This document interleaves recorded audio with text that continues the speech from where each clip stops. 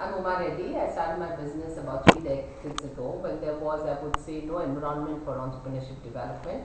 I don't think I knew the word entrepreneur at that point of time. Started more as a hobby while I was in my final year of engineering. I started doing printed circuit board designing using red and blue pencils and thereafter red and blue tapes. In fact, when there was no computers as a personal computer available, so started doing this more as a hobby. It was during my semester holidays that I did this designing work for a company. Got some pocket money, and I thought at that point of time, if this person whom I knew could earn, it was I think something like 600 800 rupees per drawing, then why don't I do it myself and earn the entire amount, then get a small sum out of that amount which he was earning. So it was just that thought of being able to do something and things. So I went straight to Bharat Electronics at that point of time and said, I want to, do these drawings for you. And they said, well, you have to have a company. And in those days, there was no Google for us registering my company. And it took me 6 to 8 months to get my license. It had to come in from Delhi because it was a printed circuit board designing work. Took me 8 months, and just the sheer grit of saying that I will do it and I would want to do it got me to doing it. And after getting the license, I started doing this printed circuit board designing work for Bharat Electronics. That there began my career, I would say, into entrepreneurship development. Literally thinking on my feet, went to the place where I had to get my registration done, and it was there that he said that you have to have the name of the company. So it was like literally thinking on your feet, trying to decide on the name of the company, going about setting up all these or meeting all the statutory requirements that was required at that point of time, and went about doing this designing work. By that time, it was 6 months. Thereafter, I completed my engineering, and I did get my job, get a job as normal girls do or boys do. We started applying and got a job in Kirloskar Systems.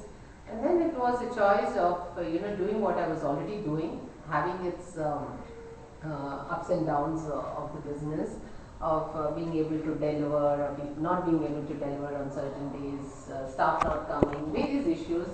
And said, should I do this or should I just take up a job and join Kirloskar? And I think it's just that sheer passion of of having created something, being part of a business is the joy. You have your ups and downs, but then when you're standing within your company and then you say, oh my God, this is my creation, I've done it, and that joy I think kept me going, and decided that I would continue to do business. And my company, which is High-Tech Magnetics and Electronics Private Limited, very clearly says that we are in the electronic space, and electronic products life cycles are very, very short. So you need to keep changing with trends, you need to keep changing with new products, new product designs, new technologies.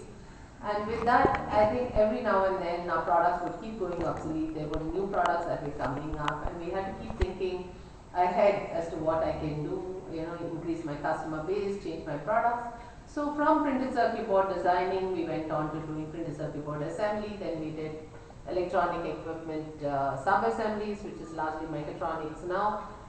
We did a lot of cable harnesses in good old days, a lot of wire harnessing or wire crimping, many kinds of cables for military application. And thereafter, by the time we came to the 90s, it was felt that again, this assembling and all that became run of the mill. SMTs came into existence. So, technology improvement, higher investment, and would I still survive at the SME level? And that's when I changed my product to manufacturing transformers and coils and inductors, keeping my own stuff that were available with me. So it has been a growth which is not like leapfrogging growth, but largely a steady growth year on year. And every year there was something new to look forward to. Either it was a new customer, or it was a new product, or probably it was a new technology. And that's the way I have grown my business over the past three decades, as I've said, and until now, and increased my customer base. And it was largely a word of mouth, companies getting to know about our products or our services. So from Bharat Electronics to BHEL to Baba Atomic Research Center to CPRI, and thereafter when we came into transformers, it largely became again ABB, GE Medical Systems, Schneider now, Luminous. There are quite a few other customers, Philips, many small SMEs that we have, many SMEs also that we are actually supplying to. So that's the way I would say we have been recognized for our efforts over the years. I remember the first award that I got it from GE Medical Systems, South Asia, for our focus on quality, cost and delivery. And that was a big achievement because at that point of time, Bharat Electronics was my customer and we were together supplying to GE, and within that supply or vendor base, I got the award, and at that point of time, my joy knew bounds. Thereafter, of course, I received the National Award for Women Entrepreneurs from Government of India. Then I also started doing volunteering my time for women entrepreneurship development over the past two and a half decades. And for that, the state government of Karnataka has awarded me with the Rajyotsava Award for my social contribution. Then of course recently where environment, health and safety has become very important, my customer ABB has given us the safety award in 2011 and in 2013, so 2 years we received the safety award. So one is the award and the appreciation, and that keeps you going, but then the passion within you is what keeps you driving the entrepreneurial career. Uma, there must have been, this sounds like really good. There must have been some hurdles when you would have had certain second thoughts. Anything, how did you really overcome these kind of hurdles? There are lots of hurdles. I think, it's, if not for the challenges, there would be no happiness. It's that challenge which, gives you the joy.